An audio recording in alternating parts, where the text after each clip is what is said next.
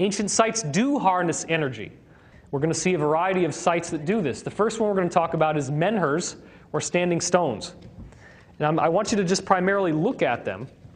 There's not a whole lot to say except how beautiful they are. A person is only about this tall, so this gives you a sense of how huge some of these are. These stones are able to harness energy coming up out of the earth and ripple it out into the surrounding countryside in expanding circles.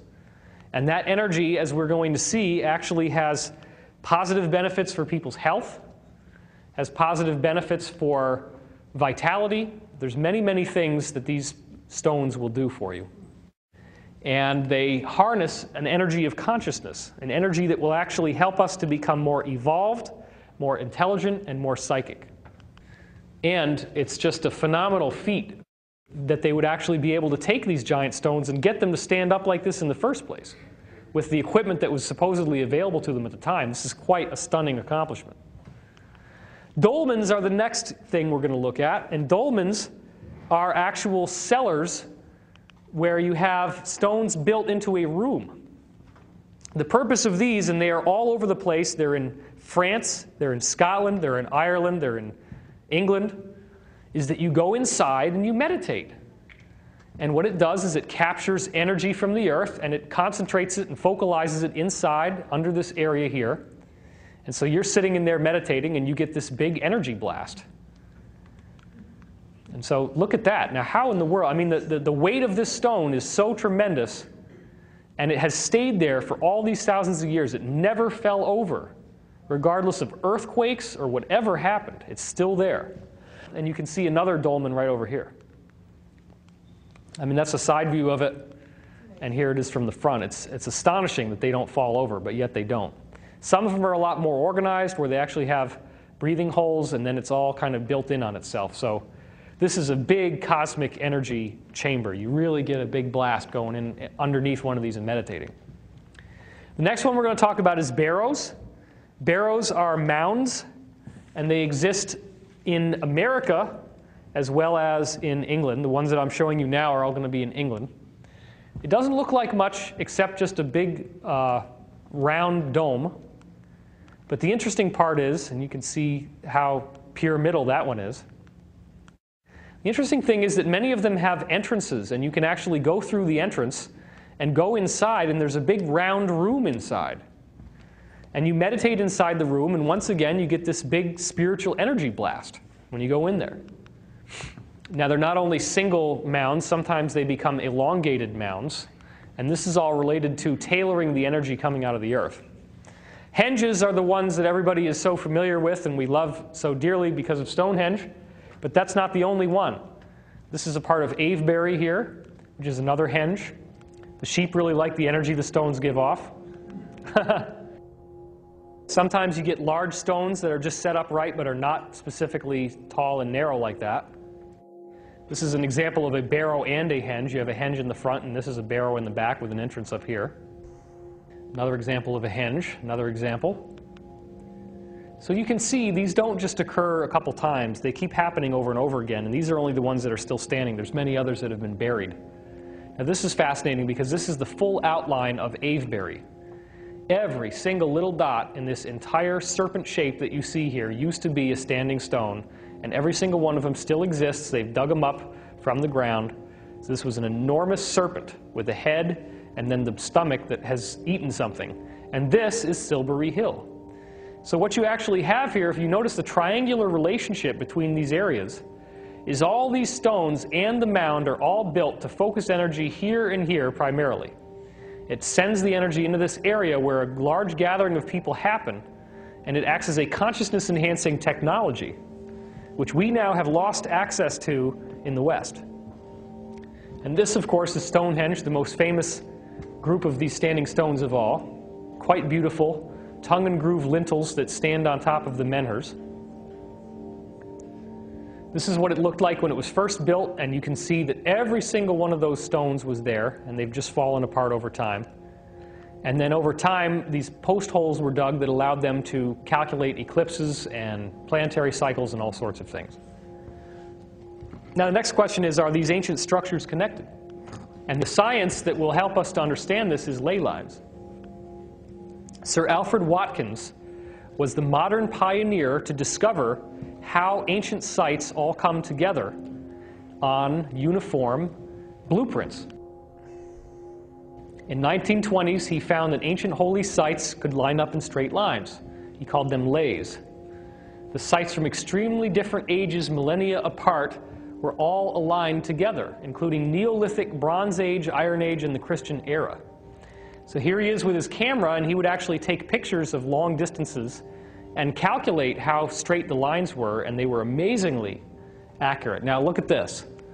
What you see in this diagram is a part of England, and every single one of these little, where you see a word, that's an ancient sacred site. And it can be anything from cathedrals to Stonehenge to all sorts of stuff built in all these different eras of time, but somehow every single one of them lands directly on that line. Now, why do you think they would do that? Doesn't it seem to suggest that they knew something? That there was some energy coming out of the earth that means that if you build a pyramid or one of these standing stones, that it's going to be a lot more powerful if you build it on that line than somewhere else. It's basically like this. If you want to eat food for dinner, you're not going to eat air, right? You're going to actually have a real meal. This is where the food is for the pyramid. So if you want your object to work, if you want your structure to work, you build it where the energy is, so it can harness the energy that you built it to make for you. The BBC published a very interesting article that gives us insights into the science of ley lines. The area again is Gloucestershire, and here's the line that we just saw before, and then you can also see there's another line there, which also has many, many ancient sites on it. Ley lines are one of the most enduring Earth mysteries, a network of prehistoric pathways crisscrossing the country believed to have mystical significance. They're alignments and patterns of powerful Earth energy, said to connect various sacred sites, including churches, temples, stone circles, megaliths, holy wells, burial sites, and other locations of spiritual or magical importance. Major prehistoric structures of higher importance can frequently be found to occupy locations where two or more lays intersect with each other. Alleged ley lines are often identified by spiritualists dowsing with rods.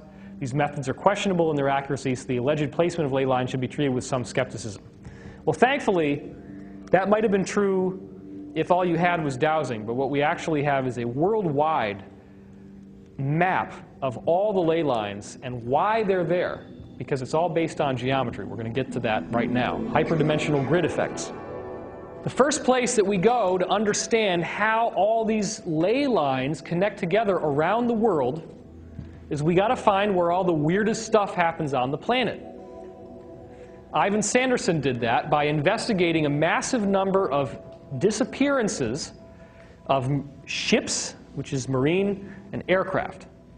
These ships are marine vessels that are sailing through the ocean, and all of a sudden they're gone. And there could be somebody sailing behind them and they seem to vanish. They don't know where they went. There's no flotsam, there's no wreckage, there's nothing to show that these ships were there. They just disappear. Now sometimes wreckage has been found and the phenomenon has been attempted to be debunked by people finding certain examples of wreckage, but that does not mean that all of this stuff is disproven by any stretch. Sanderson discovered that all of these different disappearances of aircraft and boats all occur at 12 locations around the world. They can all cluster around those 12 locations. And even more interestingly, the 12 locations are equally distant from each other. I mean, if you're just zoning out and kind of getting hypnotized by me and not really paying attention, you're not going to get the importance of that. Not that I'm hypnotic at all. But equally distant from each other, what does that mean? That's like a guitar string. When you pluck a guitar string, all of the points in which the string is vibrating like this, in between two points, it doesn't really move, and that's called a node. The nodes are always equally distant. That's a product of vibration. So if you have a string vibrating and it creates 5 nodes, those nodes stay the same, and the string is going up and down around the node like this. So what we're seeing is that the Earth's energy has these 12 spots where it's pulsating in and out like this, but on those 12 spots it's not moving. And what you're seeing is a gateway between dimensions that forms at those spots, which are geometric in nature. If you connect the dots, it forms a geometry called an icosahedron, which is one of the basic so-called Platonic solids because it was invented by Plato, who also gives us the dubious distinction of inventing school. So if you want to blame somebody for why you had to go through all those years of school, you can blame Plato. One of the 12 spots is the Bermuda Triangle, as you see here.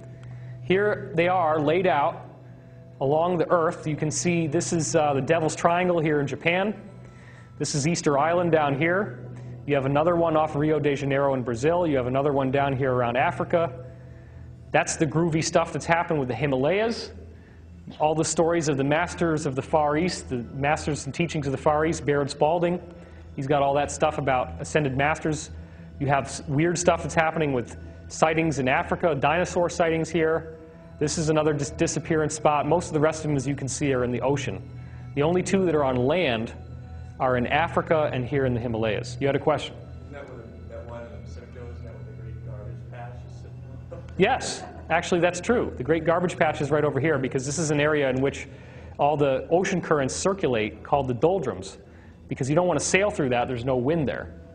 But the reason why the garbage patch is formed there is because the water always circulates around these vortexes. These vortexes have a lot of energy around them. There's also the most number of electrical fish in the ocean in these areas, which is another interesting thing, like electric eels.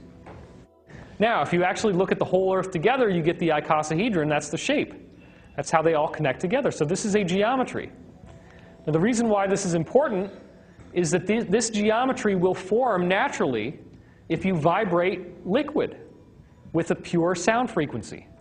That's the big secret.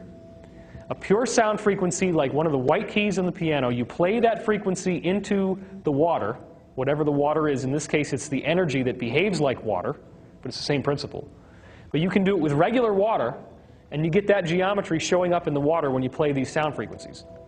So that's the basis of it. It's basically just geometry. It's a vibration. Geometry is vibration as a crystal. So these three Russian scientists, and everybody laughs when I say their names for whatever reason, Goncharov, Morozov, and Makarov. I don't know why that's funny, but okay, if y'all want to laugh, you can laugh. Found that over 4,000 sites fit on the global grid.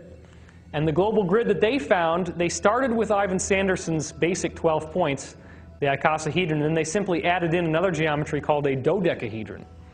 And by mixing the two together, they found all the ley lines.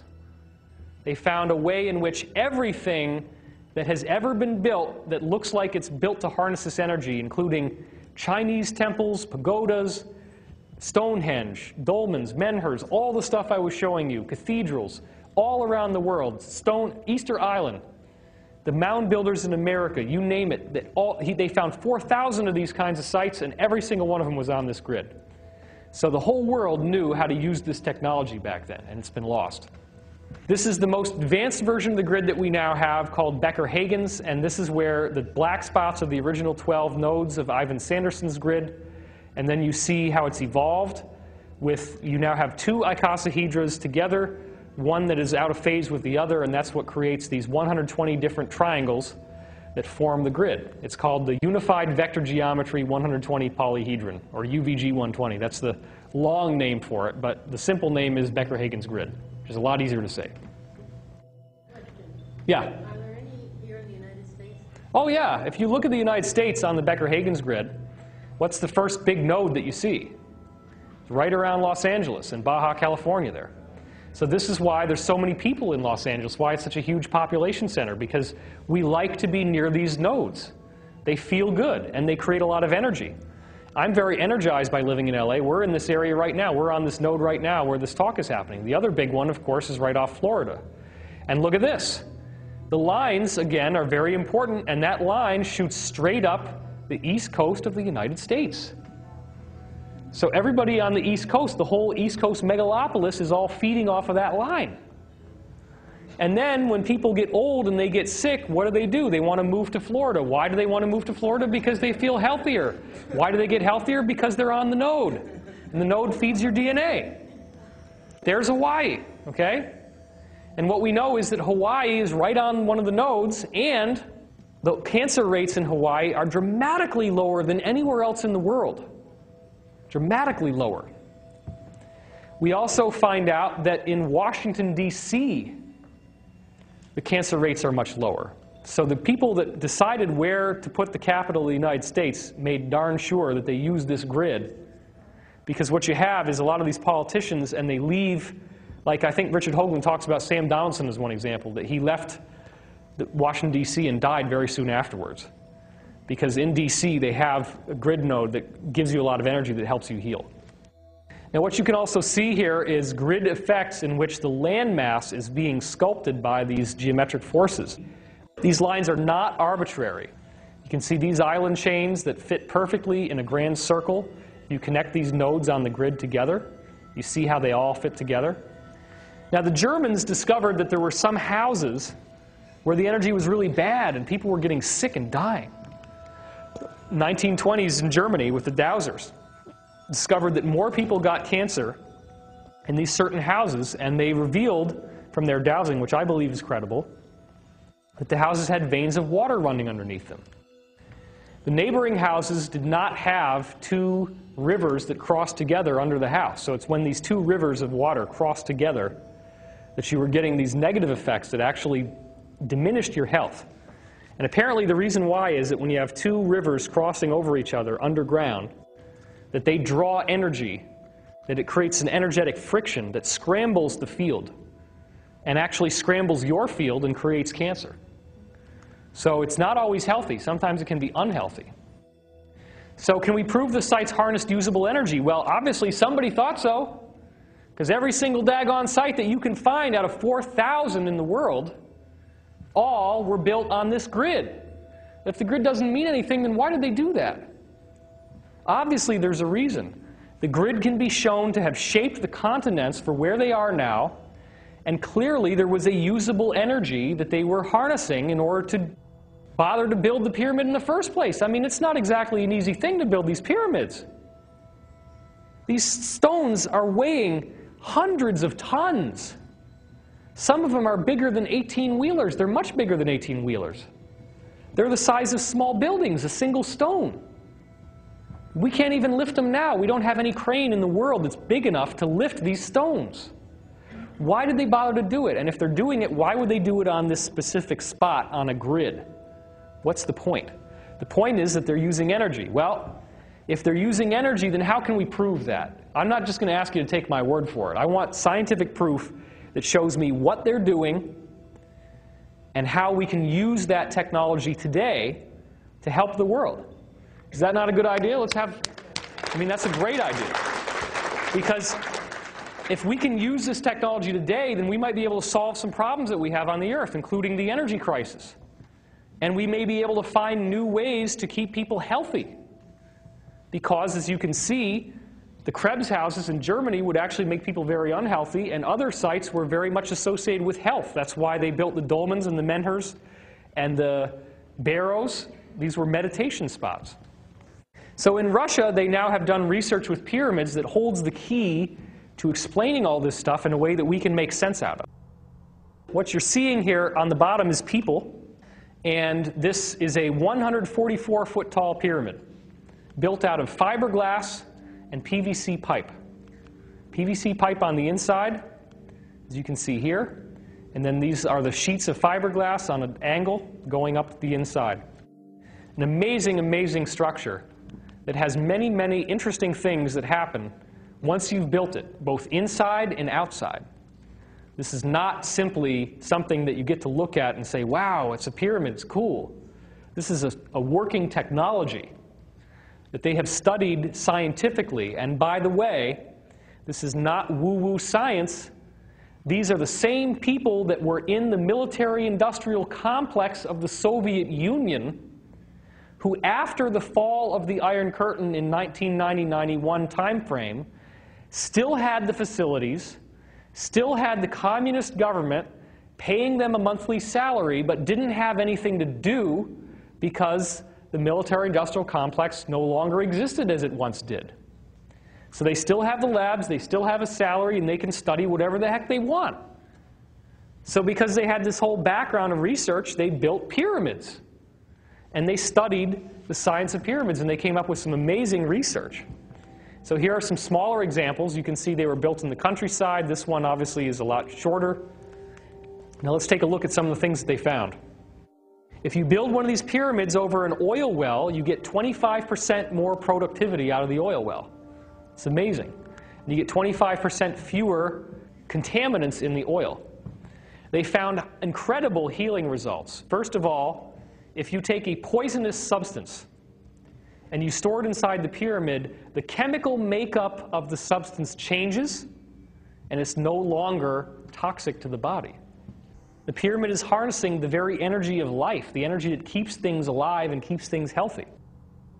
They even found that cancer, you could give the same carcinogens to lab rats and then to rats in the pyramid, and the rats in the pyramid would get much, much fewer tumors, if any, than the rats in the lab. You give them exactly the same carcinogen, and the rats in the pyramid do fine.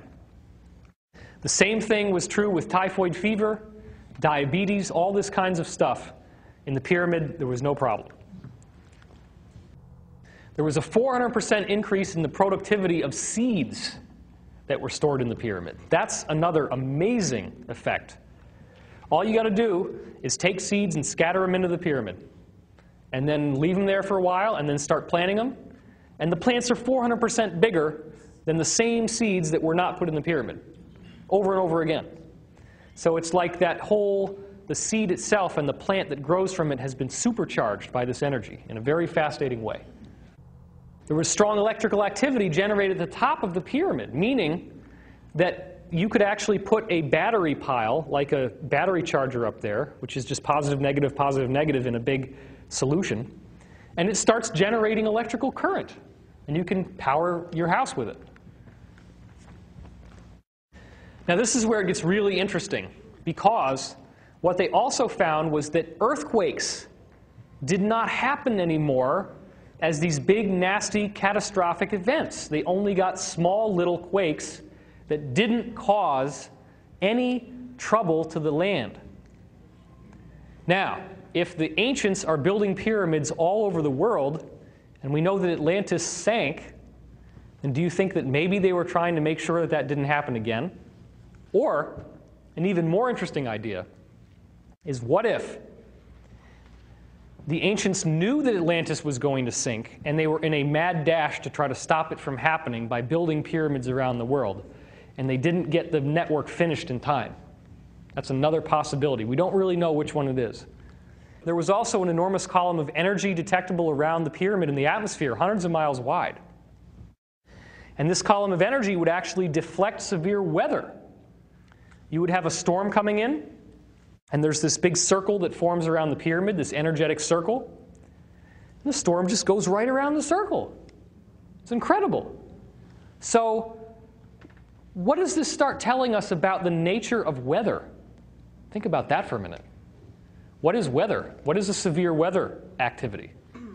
It's a torsion field, right? It's a consciousness thing. Earthquakes. Earthquakes, to some degree, are related to this torsion field, because if you have this pyramid which is regularizing that flow of energy, then you no longer get earthquakes anymore. The ancient teachings tell us that the earth is alive, and that bad weather and bad problems are the result of the earth being upset with us. That we create a disharmony, and the disharmony that we create is what creates the bad weather and the bad earthquakes and the volcanoes and all that stuff. And the pyramids were able to make all this stuff happen. The Russians took granite that looked like salt and pepper. It was white and black granite. And they put the granite inside the pyramid. And then after a while, they took the granite out and they built jail cells with it.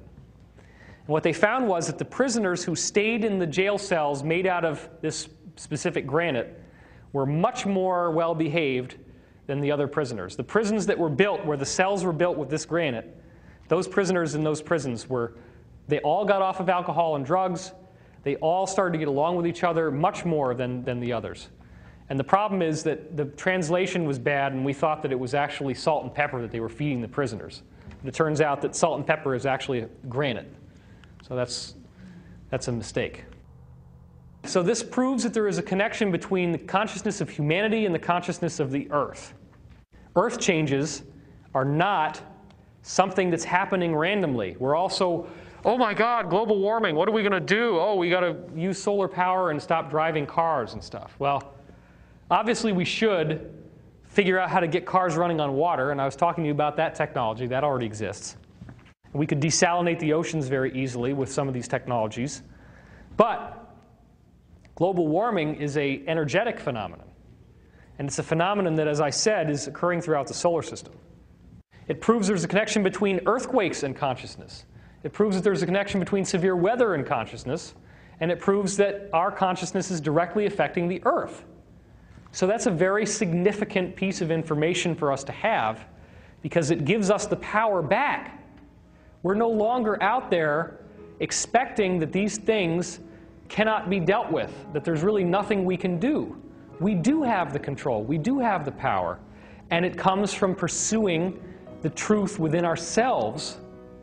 And then that truth has a radiant quality that affects the whole planet. So all we have to do is work on ourselves, work on our own inner spiritual quest, find the love within ourselves, find the ability to love ourselves, which is primarily through forgiveness. If you have forgiveness, then you can deal with all of these terrible things in your life that you haven't been willing to accept. With forgiveness comes the stoppage of the wheel of karma. You don't have to keep going through cycle after cycle of suffering anymore, because now what you're doing is breaking the cycle. And so on a collective level, all these earth changes over here are happening because we haven't gotten to this forgiveness over here.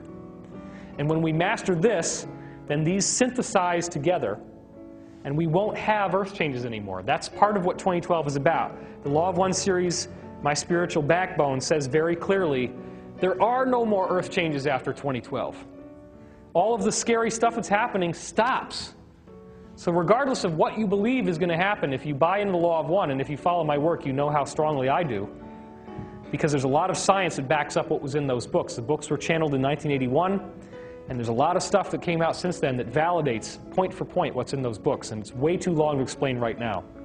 But there's a lot of stuff on my website, divinecosmos.com, about that. It said very clearly 2012 is an energetic transformation. It's a transformation that affects everyone on Earth. It's a transformation that effectively turns us into light beings, and that the Earth changes as we know them stop after 2012. Very fascinating. The pyramid was the master design in which the open sarcophagus in the king's chamber, you're supposed to lie in it. You have an out-of-body experience where you then face your own shadow self, projected to you as this monster that you have to wrestle with in the astral plane. And if you successfully can forgive and accept that part of yourself that appears to be evil, then you get the healing. Now this is what's happening to us as a planet. What do you think that projection of the part of ourselves that looks evil is in the planet right now? The New World Order, the Illuminati, the government. If you are angry at the New World Order, if you are angry at the Illuminati, if you hate them, and if you're out there afraid of them, they're winning. Because negative entities feed on your fear. They actually harness your energy of fear. The fear that you feel sends energy to them. What I'm here to tell you is that there is nothing to be afraid of, because they are fulfilling their purpose of acting as the projection of our shadow. We're going through this planetary initiation of the open sarcophagus. The reason why it's open is that once we're through this, there is no more death. We have reached a state of immortality, much different than where we are now. That's what the prophecies say. When someone who is profane, if you will, using a Masonic term, goes into the pyramid, like Napoleon, he had a terrible night. He tried to stay in the sarcophagus overnight. He had horrible nightmares, and he ran screaming out of the pyramid. So you have to be ready for this. That's his actual sketch of his terrible night in the pyramid that he drew. Isaac Newton, of course, was just another guy, a scientist. and he happened to see an apple fall, and everybody saw apples falling out of trees all the time. The only difference is that Newton starts saying, hey, why did the apple fall out of the tree? Is there something that made the apple fall out of the tree? It's gravity. There's a force that pulled the apple out of the tree and made it hit the ground. It doesn't just happen. There's a reason for why it happens. So this is the new Newtonian revolution. And the question is, are we looking to see the apple falling? Are we looking at the obvious truth of pyramids, Stonehenge, standing stones, temples, churches, megalithic structures built all around the world, 4,000 of them, and every single one is built on this grid? That's the same thing as Newton seeing the apple fall. That's the same thing. The only difference is that we haven't yet identified that there's a force responsible for why they built these things in these places. This brings us back to the questions of God. What you're starting to see is a provable spiritual teaching, a scientifically valid exploration of a supreme being. That's where we're going.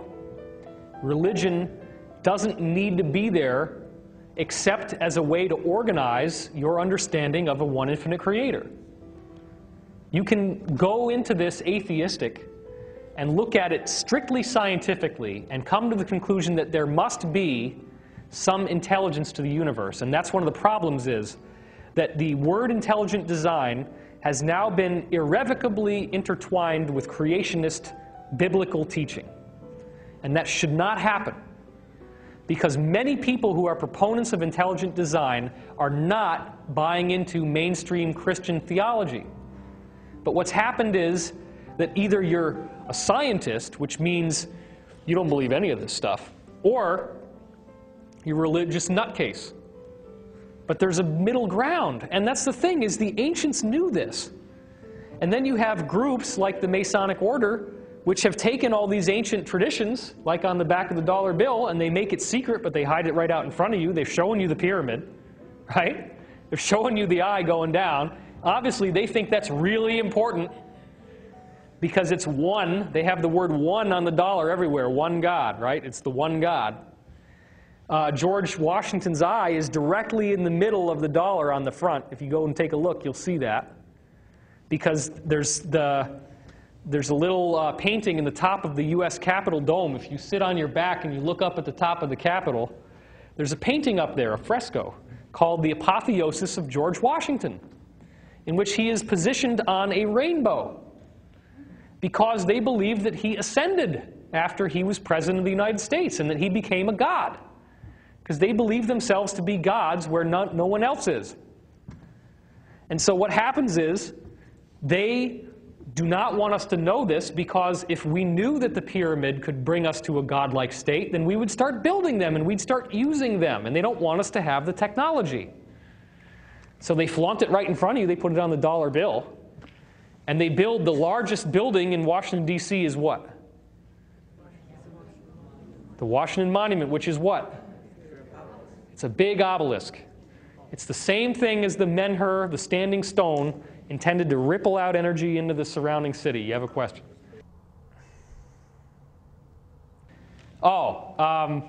She asked, is it true that the world elite have different DNA? This is very interesting, and somebody asked me about our new whistleblower, Dr. Pete Peterson, and wanting me to share some of his testimony. And I said this on the radio with Project Camelot. I'll repeat it. There are some technologies that have been discovered that allow you to have a certain degree of influence over people's minds. Mind control. Okay? It's scary stuff. It is primarily something that can create blunt changes. It's not anything that can beam into your head and make you do very specific things. That's a misnomer.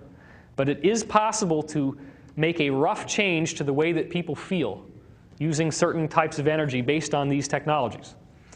However, Dr. Peterson's research people found that fully 15% of all the people in the world cannot be affected by mind control.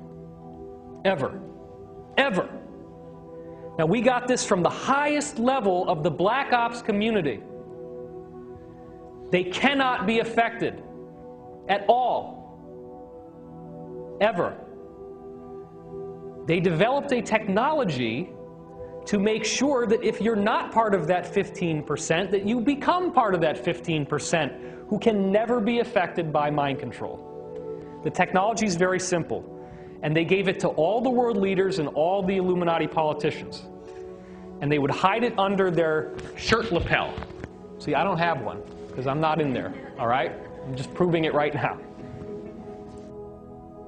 The technology is this little device that you put in your eye, and it has a little blinking light in it. And you turn a knob on the thing, and it makes the light blink faster and faster and faster, and you look at it. And what you're supposed to do is you keep looking at this device until the blinking frequency is so fast that you don't see the blink anymore, that you only see a clean light. Now what you want to do is get to the point that you can see it blinking faster and faster. That's the goal. You want to be able to see the blink and not have it turn into a solid light. Now, it's called a flicker frequency generator because what happens is it finds out the exact level. You turn it up just to the level where it becomes a solid color, where you no longer see blinking. And then there's a little weird circuit in there that's based on torsion fields. It's this funny little circuit, and it generates that frequency, and it's beaming it into your body. It's a very, very simple circuit. There's nothing high technology about this, but what it does is it keeps your brain rate, it keeps your frequency of your brainwave activity up at the level where this frequency is flickering at a higher speed. Okay? Once your brainwave activity is up at that higher speed, you cannot be mind controlled at all. Now, any of us can reach that frequency. And the best way to reach it is, guess what? You knew what the answer was. Meditation. If you are in a positive, uplifting state of consciousness, if you are inspired and you're not negative and down but you have this positive outlook, your flicker frequency is too high to be affected by mind control. Now then the next question is, well, 15% of the people automatically don't have any susceptibility to mind control? And it turns out that yes, they do have a slightly different form of DNA than the rest of the planet. That's true. But it's not just people in the New World Order. And it's not just a master race. It's not just the white man. It's black people. It's Asian people. It's every race has part of this 15%. The thing that these guys in the government haven't discovered yet is that that little DNA marker that they found in the DNA is something that you switch on. You're not born with it. You switch it on by getting enlightened. Okay? That's why 15% of the people have it. It's the DNA marker that shows you that you have reached a level where your DNA has activated and where you no longer are susceptible to mind control. So if you are worried about this kind of stuff, if you are in fear, the answer to fear is love. Because fear is the absence of the energy of the universe. The energy of the universe will destroy poison, it will destroy disease, it will bring you bliss, it will bring you happiness, and it will bring you vitality to your physical body. It will raise your IQ, it will raise your vibration. It does these amazing, miraculous things. And the reason why you can see it in the DNA is that you switch on your DNA.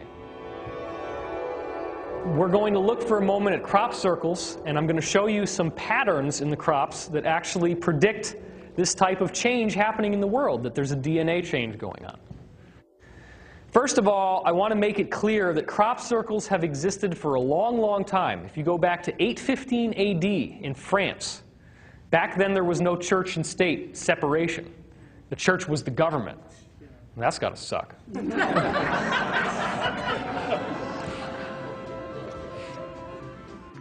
Now in this posh quarters that he's got here with all the luxurious interior decorating and lighting, he's busy scribbling away at an edict to try to further control and manipulate the masses.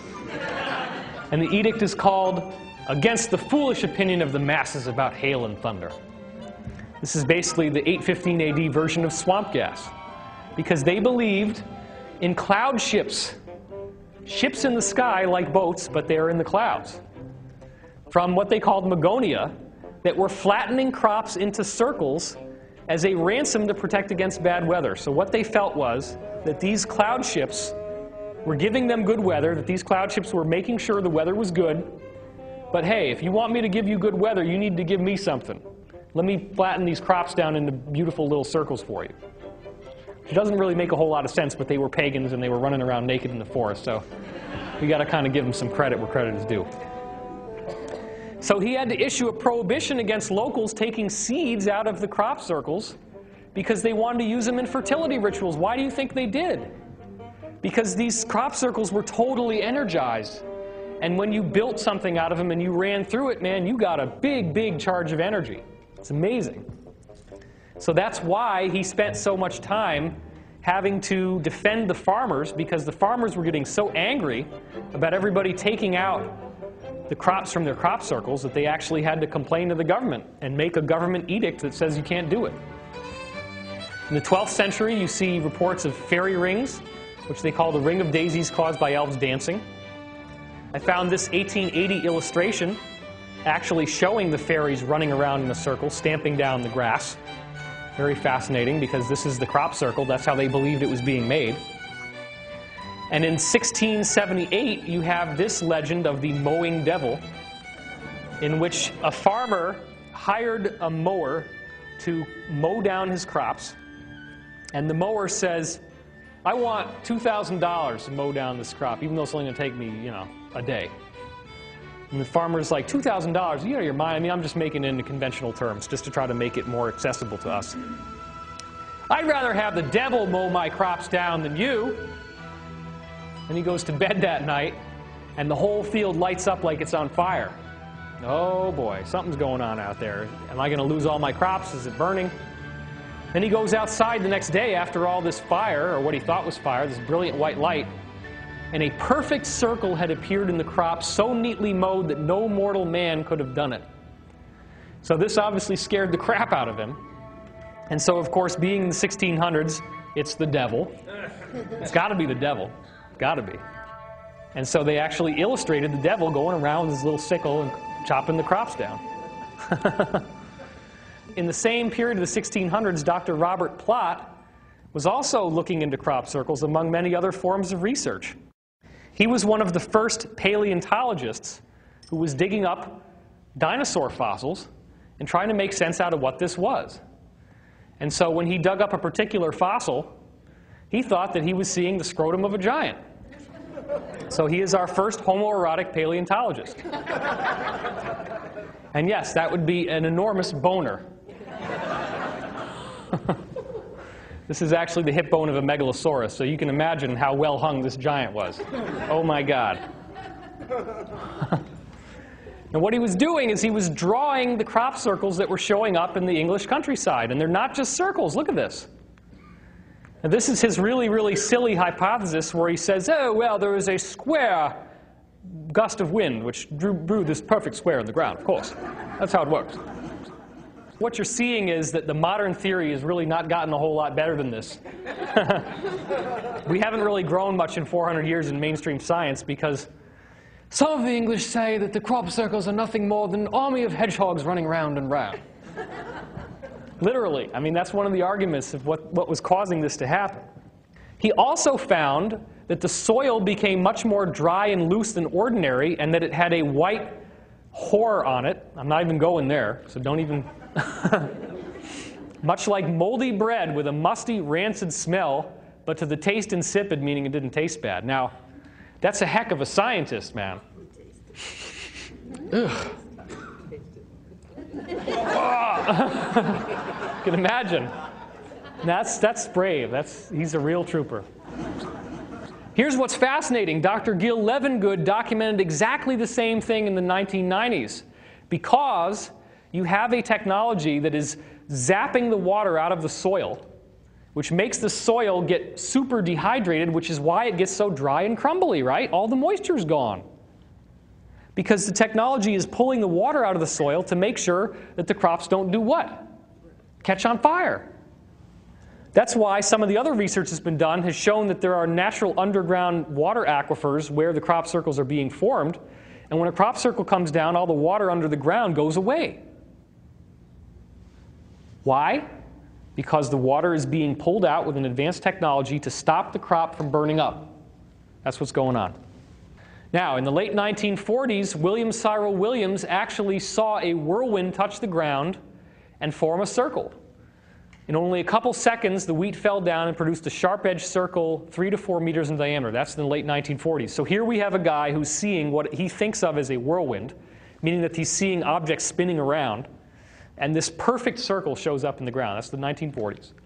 1972, in Warminster, suddenly I heard a noise. It seemed that something pushed down the wheat. Check out the next sentence and really pay attention to that. What does it say? That night the air was completely still. No wind. This is not a wind phenomenon. And here's an eyewitness. We send people to prison for life. We have executed people on eyewitness testimony. And here you have an eyewitness standing in a field and watching a crop circle being formed right in front of his eyes, unfolding like a lady's fan, forced down in a clockwise direction with a high-pitched hum, and there was no wind. He just literally watched the crops just go whoosh, and boom, there's a crop circle just right in front of him. You can imagine how amazing that must have been to see. Just amazing. So in the early days of the 1970s, you had single circles. The next stage was that you got 4 points around the circles. That became very common for a while. Then you started to see a lot of this kind of stuff.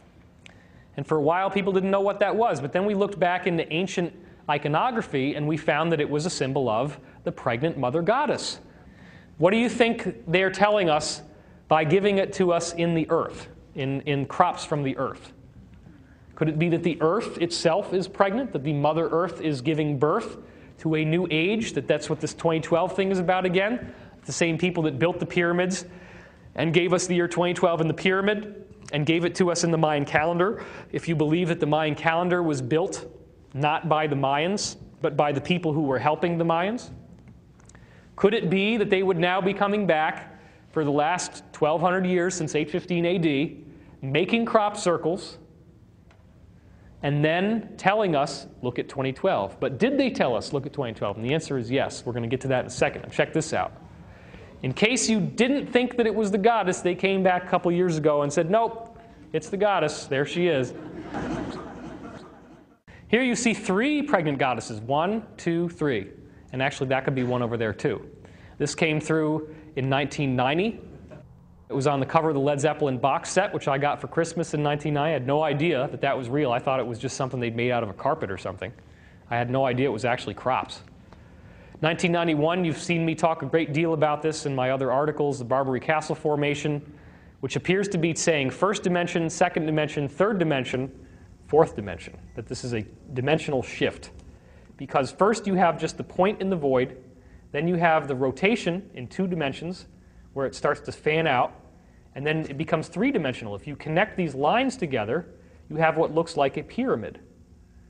And then you go into the tetrahedron inside the sphere, and that's the 4th dimension right there. Next you have the Mandelbrot set. A group of scientists were sitting around studying crop circles and said, wouldn't it be amazing if we saw a Mandelbrot set show up in the crops? And the next day, that's what happened. They're listening. 1996, around Stonehenge, right in front of Stonehenge, truck driver is going by, and he drives past this area of the countryside that's flipped up like this, and he doesn't see anything. And 15 minutes later, the farmer found this formation in his crops. Now, each of the distance between these tram lines is about 90 feet, so this is an enormous, enormous size object that was formed in 15 minutes in the crops, on the ground. Surveyors were called in, and it was asked of them how long would it take to build this with any type of normal process, and they said 3 days minimum, 15 minutes. And then again, you go back to 815 AD, and what did the pagans in France say was causing crop circles to form? Cloud ships from Magonia. Do you think maybe they saw the cloud ships No, why would they actually name them cloud ships if they hadn't seen them? Of course they saw cloud ships. So that's what I'm trying to tell you here. It's like, look, these guys have been coming here for 1,200 years in ships, and they're building crop circles for us. So what's the message? What's the point? Well, check this one out. I mean, look at how big that sucker is. The 90 feet between each of these lines. That's enormous. And it's just beautiful. That's my favorite one of all because there's so much geometry inside, like a cat's cradle, as you can see here. It's amazing. Now, this was obvious illustration of the Koch snowflake, which is one of the fractals. And then scientists started saying, the skeptics started saying, oh, no, that's not a Koch snowflake. It can't be. So circle maker said, OK, fine, you don't believe us. You don't believe it's a Koch snowflake. We'll build you another one. We'll put a snowflake in it for you. That'll show you. Now we know what we're talking about here. So now that is obviously an army of hedgehogs running round and round caused that to form.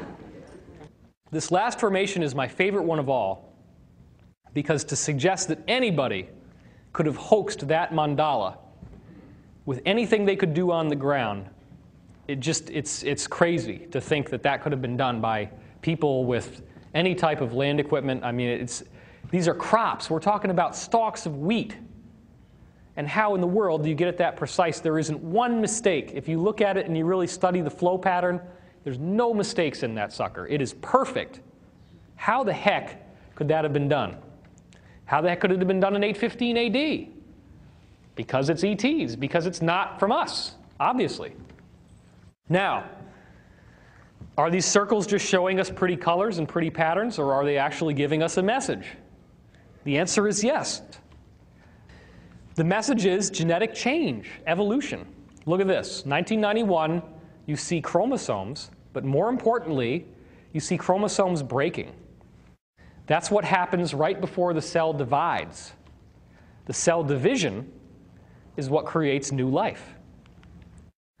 Here, in 1996, you see a very clear DNA spiral in the crop formation. Then in 1999, you see the same type of curve in this formation, and it's a single sine wave, and then you come back less than a month later, and now it's fanned out into these groups of three. What you see here is the DNA spiral at the top, clearly shown with the 12 circles and the 2 lines going through it. Then you have a triangular shape in which you get sine waves. But then in the third shape, which is only a month later, you're seeing 3 strands. Not just the sine wave, but now there's 3 limbs to each of these geometries, suggesting that there's something changing in the DNA itself related to this geometric vibration, this harmonic geometry. This is another very obvious description of a DNA molecule because what you're seeing is the twisting double helix. And again, remember, these have been showing up since the 815 AD, 800s in the AD era. So this is not new, and it's clearly telling us, look at our DNA. Now, this actually may be perhaps the most significant crop circle ever, believe it or not, because you're getting all these complex metaphors in one shape. In the center, you have what appears to be the Milky Way galaxy. This would be the center of the Milky Way. This is the arms of the Milky Way. But then, doesn't this 2 sine wave pattern look familiar? Didn't you just see that right here? Okay? But look at this. Now you got DNA coming out of what? The center of the galaxy. And even more importantly, this part in the middle is being highlighted, and that's a yod, which is a Hebrew symbol that indicates spiritual energy, he knows, coming into manifestation. We have a man named Omer who's here from Tel Aviv in Israel. Let's give it a hand for Omer. And he starts nodding his head because he says, oh yeah, that's the yod. It's a classic Hebrew symbol, and they put it right in there. So it shows spiritual energy manifesting. Now here comes the definitive 2012 formation that actually flags the era right around that time. What you're seeing here is quite literally a planetary alignment of exactly how the planets look in 2012. The exact day being December 21st, 2012. Now, pay special attention to the diameter of what is indicated to be the sun here. That's very important. Now, initially, you look at the inner planets, and what you see is that Venus, Mercury, Earth, they're all aligned with, for some reason they messed up and looked at December 23rd, but the planets don't move fast enough for this to make too much difference. It is the 21st, okay? Saturn, Jupiter, Mars, and then when you go out, you see Uranus, Neptune, Pluto. Pluto's the only one that's off by a little bit, and my contention is that that's because, first of all, Pluto is not actually a planet, and second of all, if they'd put it any closer to this line, it would have broken the line and it wouldn't have looked right. So we're told, basically, you don't need to worry about this because Pluto moves so slowly, there's no other time that could be indicated by this alignment except December 21st, 2012. Now, the farmer gets all pissed off and decides that he's going to drive lines through the crop circle to try to ruin the circle. And the circle maker says, oh, you don't like it? Cool. Well, I'll come back and I'll draw twice as much. But check out what else he did. Not only did he draw all these little glyphs over here that look like descriptions of various ETs and ET races, but look at the width of the sun now. The sun is now going all the way out to Venus. And so this is very much indicating some sort of massive change that's going to happen in 2012 on December 21st that's going to do what? Something to the whole way that the sun works. The solar system. It's a solar system change. The December 21st, 2012 planetary alignment was messed up by the farmer. The circle makers came back, and when they came back, they tagged it like graffiti. Yeah, baby, that's my fit right there. All right? Where'd that? That must be Curtis. I don't know how he got in here. And then, not only did Curtis tag it for us, but then we got the sun that suddenly widened. And as many people have noticed, there's an S shape. Do you see the S in there? So we have some very interesting stuff going on here. And it says that the solar system is going to transform. Well, that's pretty cool. How did we get all that in one crop circle? That's amazing.